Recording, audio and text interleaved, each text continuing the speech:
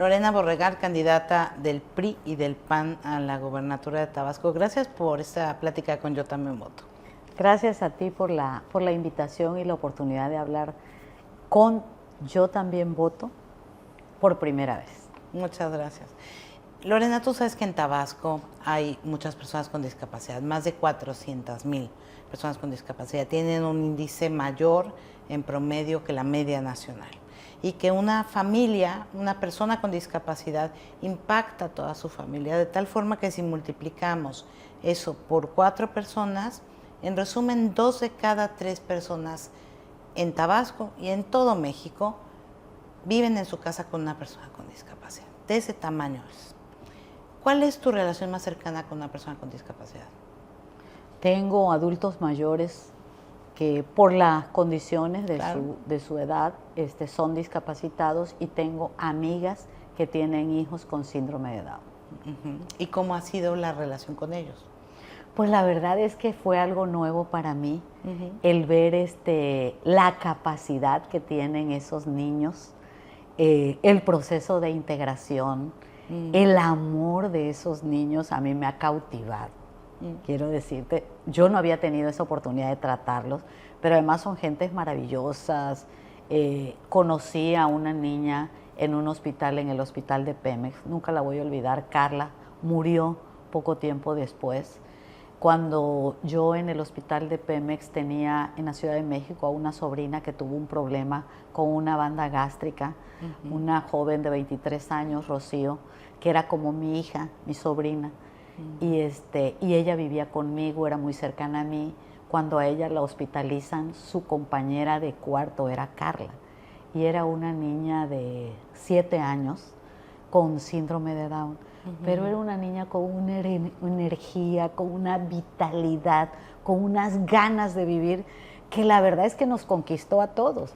Y además a mi sobrina, dentro del cuadro que traía de septicemia, a ella le levantaba el ánimo, la revitalizaba, y a todos nosotros, bueno, que a mí me tocaba estar ahí con ella, porque nos turnábamos para cuidarla, y la verdad que fue una gran experiencia. Ahí fue donde por primera vez los vi. Ahí fue la primera vez que yo supe que esos niños existían, y la capacidad de esos niños. Ok, y dices personas mayores también. Sí, personas mayores discapacitadas, que no pueden caminar, que están en silla de ruedas. Mi madre era una de ellas, acaba de morir hace 20 días. Lo siento. Y bueno, ella, obviamente, pues teníamos que trasladarla en silla de ruedas porque ya no tenía fuerzas para moverse. Entonces había que tener cuidados especiales, y bueno, pues ahí es donde dices, somos parte de ese porcentaje de familias que te impacta. Claro. El tener a un familiar, a una persona que tú amas, que tú quieres, el tenerlo con discapacidad. Y ahí te das cuenta de todas las deficiencias que tiene este sistema. La falta de rampas, la falta de elevadores, o sea, todo. No es un mundo, es un país que no está preparado para atender debidamente a las personas con discapacidad. Y creo que eso es algo que tenemos que cambiar.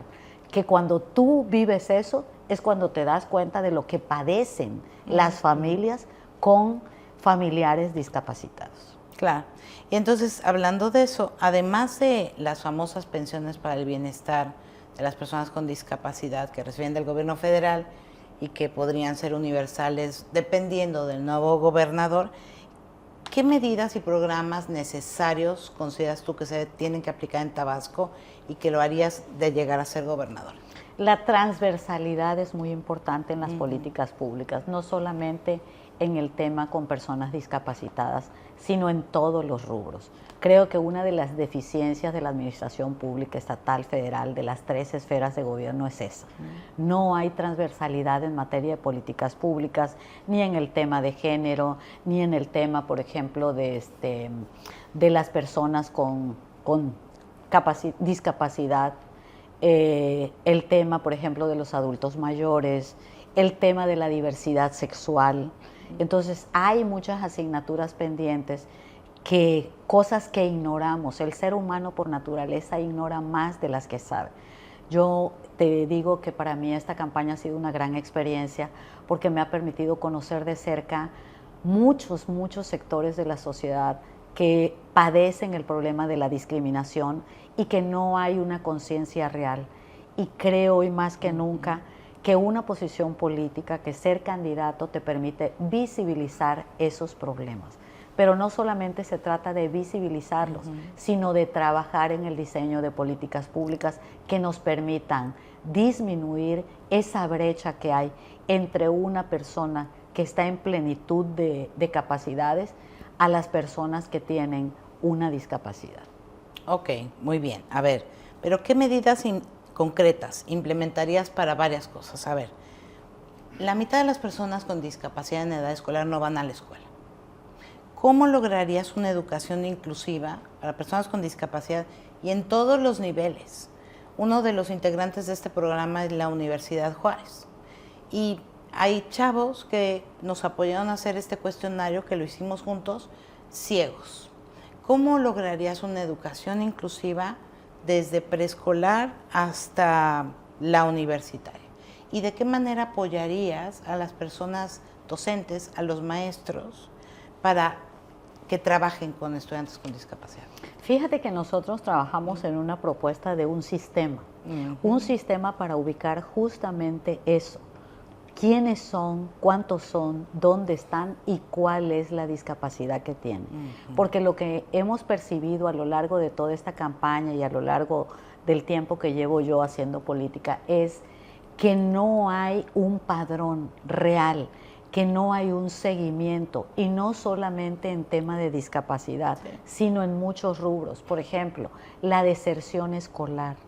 Es gravísimo el tema del abuso escolar, el tema de suicidio en los niños y en los jóvenes universitarios.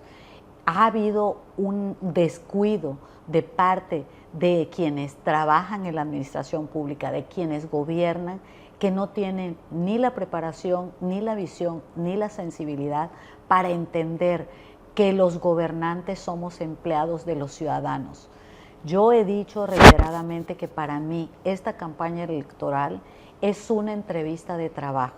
Yo estoy tratando de que los ciudadanos me contraten como gobernadora del estado. Quiero ser su gobernadora y estoy en esa entrevista de trabajo. Y en parte de los temas, o uno de los temas que nosotros en materia de educación hemos planteado, es la creación de ese sistema para saber de manera digital, utilizando las nuevas tecnologías para tener un seguimiento real, un monitoreo en tiempo real de dónde están las personas discapacitadas, los niños. O sea, ¿por qué hay deserción escolar? ¿Por qué hay suicidios en los niños, en los jóvenes? El maltrato, el tema de la violencia intrafamiliar, el tema de la violencia contra las mujeres, de la discriminación por la diversidad sexual, que eso es un grave problema que tenemos como sociedad y que tenemos que empezar a atenderlo. Pero tenemos que tener claridad en el diagnóstico. El problema es que si no asumimos que hay un problema, no lo vamos a poder resolver. ¿Cómo hacerlo? El tema de la inclusión. O sea, tenemos que rodearnos de las personas que conocen el tema. Yo sostengo que los políticos no estamos obligados a saberlo todo, pero sí estamos obligados a rodearnos de las mejores personas que tengan el conocimiento, la experiencia y el trabajo para trabajar en ese diseño de políticas públicas en todos los segmentos de la sociedad. O sea, tenemos que trabajar en función de lo que la sociedad, de lo que los ciudadanos nos están demandando a quienes nos contraten para gobernar en el Estado y hacerlo bien. Ellos mismos nos dirán cómo necesitamos hacer el trabajo. Yo no soy especialista en el tema de discapacidad, pero tú sí lo eres. Entonces, buscar a las personas que saben para que nos digan cómo hacerlo. Por eso a mí me parece que este esfuerzo que ustedes están haciendo es muy importante y que va a ser de mucha utilidad para quienes tenemos la claridad de que ese problema existe, pero además la voluntad política, la disposición y la decisión para trabajar, para combatir esta grave este grave problema de discriminación, de omisión del Estado mexicano en ese segmento de la sociedad, que también son ciudadanos, que también votan, que también deciden, que también son económicamente productivos y que tenemos que darles un espacio en todas las esferas de gobierno. Claro, desde el punto de vista laboral, desde el punto de vista de atención médica, desde el punto de vista de salud. Pero a ver, Lorena, tú ya te pusiste play. Deja que te haga algunas preguntas, por favor. A ver, entonces, si entiendo bien. Bueno, para que veas que realmente no, sí, el bien, tema sí me interesa pues y me claro, preocupa. Que bueno, me da gusto porque la verdad es que 2 de cada 3 personas en México que viven con una persona con discapacidad, además es un grupo poblacional pues, muy sexy, ¿no? Para una persona que se dedica a la política, sí, claro, y que quiere mejorar idealmente el estado de vida de la gente. Pero entonces dices, necesitamos tener datos, ¿no? Entonces planeas hacer un sistema para ubicar dónde están las personas con discapacidad y qué necesitan para así hacer acciones de educación. Para trabajar en el diseño de una política transversal que se ocupe de ellos, en todas las esferas de gobierno. En todas las esferas, ¿con un instituto? ¿Quién lo lideraría o cómo lo estás pensando? Mira, la idea que traemos es un instituto, es una propuesta obviamente inacabada por lo que te comentaba hace un momento. Sí. No tenemos a los especialistas para trabajar en ello, pero sí tenemos las líneas generales de lo que es la estructura, de lo que nosotros queremos hacer en base a lo que hemos percibido, recogido de las demandas de los ciudadanos. Todos te piden una silla de ruedas. Todos te piden un bastón, todos te piden un colchón de esos flexibles con agua. ¿Por qué? Porque hay esa deficiencia del Estado que no atiende a ese segmento de la población. No hay las rampas, los barandales, los elevadores, no los tomas en cuenta laboralmente. Entonces, han habido intentos, pero han sido intentos aislados. Yo creo que hay que trabajar en una política integral en materia de discapacidad, pero con los expertos. Muy bien. Para empezar, eso se necesita, la base es la accesibilidad universal, ¿no? Tú no le puedes pedir a alguien que vaya a la escuela si no puede llegar, o que vaya a trabajar si no puede llegar, o que se informe hasta de las noticias o de tus propuestas como candidata si tú no tienes un portal accesible, si no informas en lengua de señas mexicana. Entonces, ¿qué planearías como gobernadora para abordar estas 2 grandes aristas? Tanto la accesibilidad física, ¿no?, como a la información. O sea, primero el sistema y hacer un levantamiento puntual para saber cuántos son, quiénes son y qué tipo de discapacidad tienen. Y obviamente trabajar en el tema de la infraestructura. En el caso nuestro de Tabasco, Tabasco es un estado que es una casa vieja que se cae a pedazos. No le han dado mantenimiento. Entonces, dentro de ese mantenimiento tenemos que hacer las adecuaciones. ¿Por qué? Para facilitar la accesibilidad a estas personas discapacitadas, que tienen que hacer trámites en la esfera municipal o estatal, que tienen que transportarse. El tema de la movilidad es una parte importante. Que van al súper, pues, ¿no? Exacto. Se nos olvida que son consumidores también, de todo. Es que son ciudadanos. Sí, punto. Y son ciudadanos a los que les tenemos que garantizar plenitud de derechos, un espacio libre de limitaciones, un espacio libre de violencia. Y cuando hablo de violencia no solamente me refiero a la violencia física, sino al tema de ser invisibles. No existen en materia de políticas públicas. Entonces, ¿qué es lo que tenemos que hacer? Visibilizarlos, y me parece que eso es parte de la esencia de lo que ustedes hacen, porque nos están visibilizando un tema, un problema que ahí está y que nadie se ha ocupado de resolver. ¿Qué es lo que tenemos que hacer? Sentar las bases, porque empezamos prácticamente de cero. O sea, los gobiernos creen que poniendo rampas en todos lados ya con eso están cumpliendo con el tema de atender ese segmento de la sociedad, que es un segmento evidentemente muy importante. Y muy diverso también. Exacto. Entonces tenemos que atender de manera clara esto, pero tener un diagnóstico real para ir trabajando en ese diseño de políticas públicas a través de un instituto que se ocupe de eso y además de mantener un monitoreo. porque el problema de ese tipo de programas, o cuando trabajas en el diseño de políticas públicas, si no revisas los indicadores de eficacia, de nada sirve. Tenemos que dar un seguimiento puntual a todo eso para saber qué falta y qué necesitamos hacer. Pero para eso tenemos que tener primero un diagnóstico claro. Okay. Si no tenemos ese punto de partida, estamos partiendo de premisas falsas. Ok, pero yo te quiero arrancar un compromiso. Si llegas a ser gobernadora, Lorena, ¿te comprometes a que todas las nuevas obras, al menos, serán creadas accesibles? Sí, por supuesto. Me comprometo a que si soy gobernadora, como espero serlo, por el voto de la mayoría de los ciudadanos tabasqueños, desde luego que me comprometo a ello. Pero voy más allá. Yo soy candidata del PRI y del PAN. Sí. Y me comprometo contigo a que próximamente podríamos tener una reunión con los candidatos a diputados, tanto del grupo parlamentario, del potencial grupo parlamentario, del PRI y del PAN, para que ellos se comprometan también.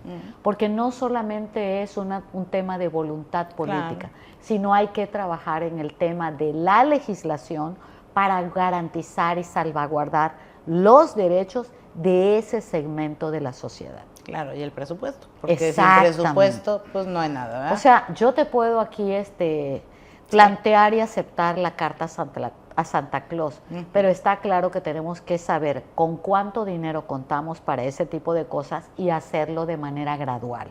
O sea, las cosas no se van a hacer de la noche a la mañana. Tenemos que trabajar en el diseño, primero en la confección del proyecto de un instituto y hacer un presupuesto para fondearlo y ver qué tanto dinero podemos hacer en el primer año de gobierno, que es la parte más difícil para empezar a trabajar en el presupuesto e ir avanzando, poniéndonos metas a corto, mediano y largo plazo. Ok, entonces en el primer año de gobierno, el instituto, el levantamiento, para saber quiénes son, dónde están, qué onda. Exacto. Ok, segundo compromiso que te quiero sacar, de llegar a ser gobernadora, además de esto, ¿tus páginas web, las páginas del gobierno serían accesibles para personas con discapacidad visual? ¿Informarías con un intérprete en lengua de señas mexicana? Sí, claro. Lo primero que tenemos que hacer es informarle a la gente lo que estamos haciendo, lo que vamos a hacer, cuál es el plan. Mira, nosotros, si hoy tuviéramos un presupuesto en la campaña, como el presupuesto que tiene el candidato de la corrupción del partido oficial, nosotros tendríamos una página para que ese segmento de la sociedad pudiera estar informado de lo que es una campaña y de la propuesta que yo como candidata a gobernadora tengo. Desafortunadamente no tenemos hoy esa posibilidad, pero créeme que estamos trabajando en el trabajo de un plan de gobierno que sea inclusivo, donde ellos sean una parte importante. Pero porque dentro de la misma página te refieres, ¿no? Sí, claro. La misma página puede ser para ahorita, todas por ejemplo, las en la campaña, ¿cómo se entera ese segmento, por ejemplo, de discapacitados que no escuchan, que son ciegos? Sí, ¿Cómo les digo yo que quiero ser su gobernadora? ¿Y cómo les traslado yo mis propuestas? A eso me refiero. Yo podría tener una página, desafortunadamente financieramente no me es posible para hacer esa parte. Ya. Pero tu página... Pero en la página... ¿Sí tienes una página? Sí. Esa misma puede ser accesible, no necesitas tener otra página. ¿Por qué querrías tener otra página?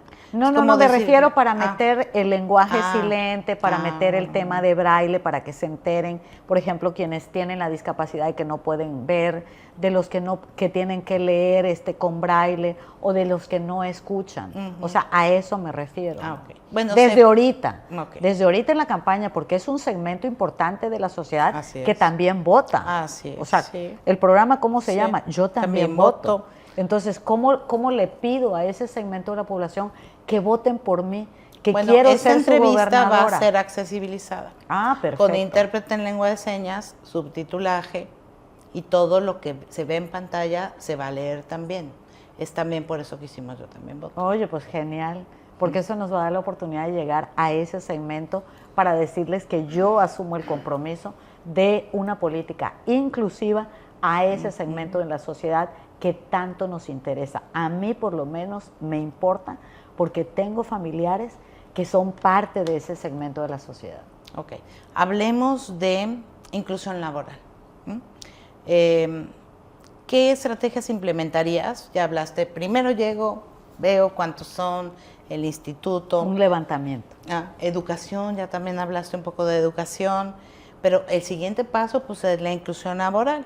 ¿Qué estrategias implementarías para que la inclusión laboral se dé tanto en el sector público como en el privado? ¿Piensas algún tipo de incentivos para crear estos planes de accesibilidad e inclusión?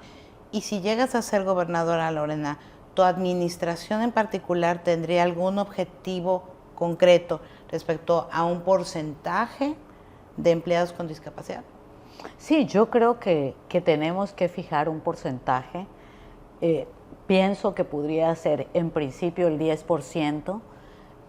Obviamente trabajar con las cámaras, con el sector privado para que ellos sean parte de eso y abrirse, porque además tenemos que hacer un levantamiento del nivel educativo, del nivel profesional de ese segmento para saber dónde los podemos colocar en principio, pero no solamente eso, sino además ayudarlos a crecer y a capacitarse, darles acceso a la educación para que ellos puedan incorporarse al mercado laboral, que sean productivos, que sean autosuficientes.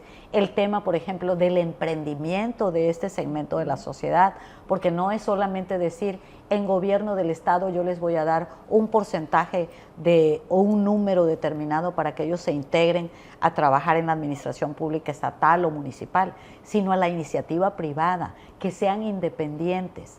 Entonces, incentivar la productividad en ese segmento de la sociedad, ayudándolos, creando con la iniciativa privada fideicomisos para impulsarlos a que ellos vuelen y sean emprendedores y puedan tener la capacidad de ser autosuficientes, no necesariamente empleados.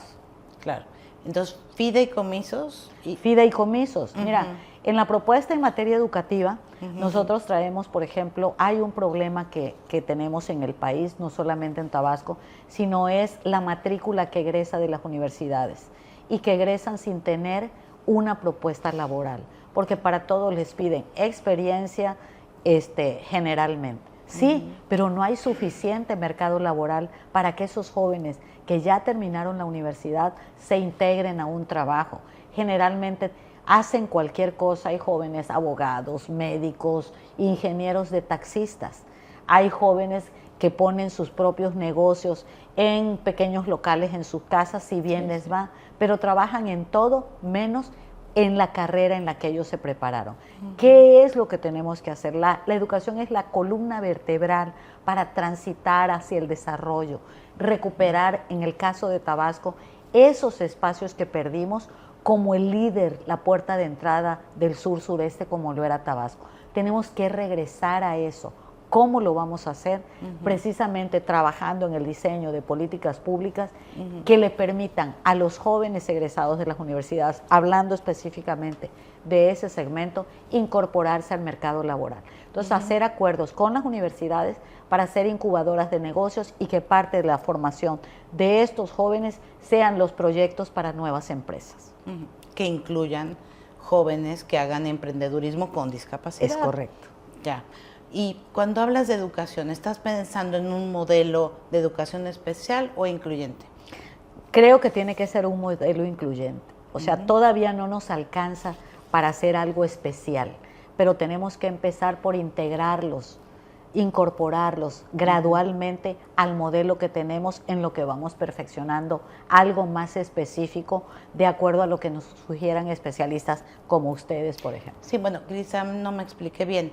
Es un modelo de educación segregada llamado especial, escuelas para personas con discapacidad, o que las personas con discapacidad estén en los salones regulares con sus pares sin discapacidad. Es que yo creo, no tengo claridad en eso, qué cosa es lo correcto. Por eso tendríamos que buscar la asesoría para ver qué es lo más conveniente para ellos, que estando en una escuela normal ellos no se sientan excluidos, porque a veces eso genera discriminación, porque es un proceso cultural el aceptar a ese segmento de la sociedad, porque no es un segmento que sea popular o que esté aceptado naturalmente. Además, yo creo que ha habido un proceso de transición y que ha sido un avance maravilloso, porque antes las familias escondían a los niños que nacían con síndrome de Down, a los discapacitados, las familias los ocultaban. Sí. Hoy eso ya no pasa. Hemos abierto el espacio, los espacios de convivencia social, familiar. Ya tenemos una mentalidad distinta, pero todavía no es suficiente. Y no es suficiente desde el momento en que ellos no están incorporados plenamente a la actividad productiva, a las diversiones, al tema de movilidad. Entonces, cuando eso lo logremos, va a ser maravilloso, pero es todo un proceso y tiene que ser un proceso integral que tiene que iniciar el gobierno en ese proceso, pues obviamente con el acompañamiento de las familias, ¿no? Y de los especialistas. Okay. Uno de los grandes temas a nivel nacional ahora es el tema de los cuidados, que ojalá ya se creen sistemas de cuidados. Y las personas que cuidan, que básicamente son mujeres, la mayoría, juegan un papel fundamental para la vida de las personas con discapacidad. ¿Qué medidas implementarías para reconocer el trabajo de las personas cuidadoras? ¿Qué crees que debe tener un sistema de cuidados para atender a, pues no solamente a las personas cuidadoras, sino también a las personas con discapacidad? ¿Cuál es tu apuesta, pues? Hay, por ejemplo, el tema de las estancias infantiles. Nosotros estábamos revisando por qué desaparecieron las estancias infantiles, que eran en apoyo a las madres, jefas de familia, a las mujeres trabajadoras. Y a partir de esa revisión surge el tema de las estancias para adultos mayores. Resulta que de pronto los adultos mayores se vuelven un problema para las familias porque muchos tienen que trabajar y no tienen con quién dejar a personas no solamente adultos mayores, sino ahí entra el tema de la discapacidad. ¿Quién los cuida cuando el miembro de la familia que es responsable, que es el tutor de esa persona, tiene que salir a trabajar? Entonces ahí hay que trabajar también en eso, en el tema de los cuidados. El tema de las cuidadoras, de las personas que laboralmente se dedican profesionalmente a eso, es un tema especial porque son perfiles especiales. No cualquiera tiene ni la preparación, ni la paciencia, ni la calidad humana para hacerlo. Y yo lo viví con uno de mis hermanos que tuvo un derrame cerebral y que estuvo 4 años enfermo. Y a pesar de que le poníamos una cuidadora que tenía 3 turnos, tienes que estar pendiente porque a veces sufren de maltrato. Entonces, ese tipo de cosas tienes que trabajar en el diseño de la seguridad de ese segmento de la población. Y porque además, perdón que te interrumpa, pero tu hermano también tenía derecho a decidir cómo quería ser apoyado, ¿no? Y muchas veces no se toma en cuenta eso, pensamos, tenemos que cuidarlos nada más. Yo conozco a muchas personas con discapacidad que dicen, ay, cuídame de quien quiere cuidarme, porque como que algunos los minimizan, ¿no? Y no toman en cuenta su voluntad tampoco. Bueno, eso es un poco ya más desarrollado, ¿no? Pero sí, porque de pronto resulta que estás con la persona que tiene esa discapacidad, que está enfermo y que requiere de esos cuidados, y yo he visto, me ha tocado vivirlo, hablan de la persona que está discapacitada como si fuera un mueble y no estuviera ahí.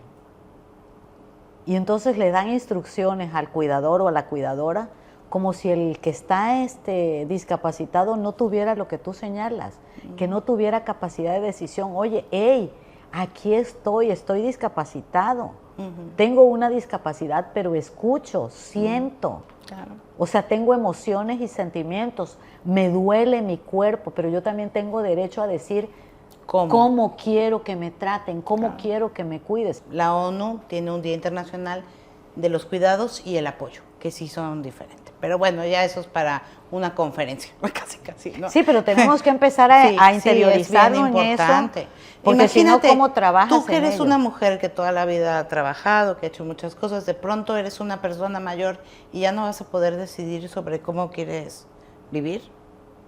Pues yo creo que tú no te gustaría, ¿no? A mí no me gustaría. No, para nada. Pero muchas pensamos en las personas mayores, ya, tenemos que cuidarlas. A mí no me gustaría que a mí por favor no me traten así cuando yo sea una persona mayor.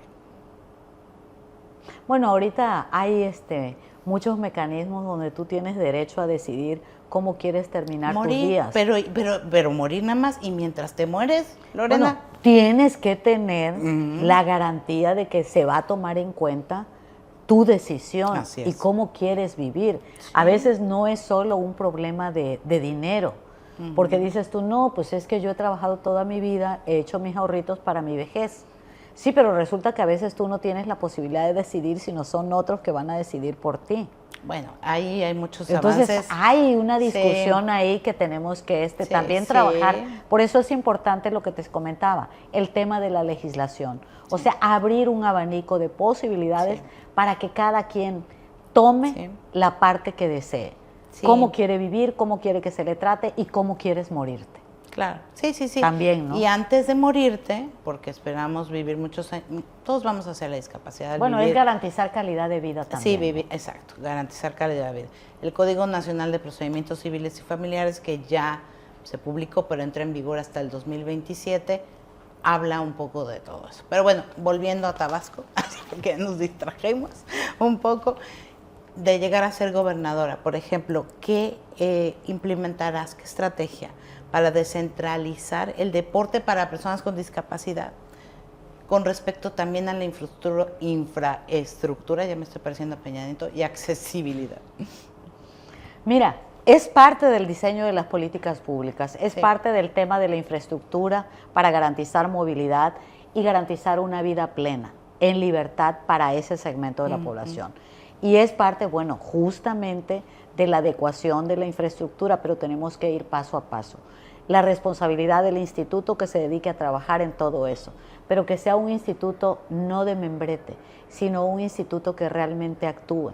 Por eso es importante, lo primero, el tema de la legislación, que sea una obligación garantizar el derecho a una vida digna de ese segmento de la sociedad, donde tenga los mismos derechos que tenemos cualquiera de los ciudadanos, porque también votan. Sí, ya hacen deporte y también, o sea, y hablo de votar no solamente por el tema del interés político de ganar a ese segmento de la población, es que también ese segmento de la población son nuestros patrones y también nos contratan el día de la jornada electoral con su voto. Y lo menos que podemos hacer es ocuparnos de ese segmento, de las personas con discapacidad. Muy bien. Para terminar, no hagas trampa, lo primero que te venga a la mente cuando digo una palabra, ¿vale? Sí. Discapacidad. Cuidados. Inclusión. Interés. Trato digno. Necesario. Niños especiales. Niños en plenitud. Accesibilidad. Necesaria. Discriminación. Doloroso. Ajustes razonables. Necesarios. Porno inspiracional. ¿Cómo? Ok. Cuidado del cuidador. Importante. Lengua o lenguaje de señas. Lenguaje. Diseño universal. Necesario. Gracias, Lorena.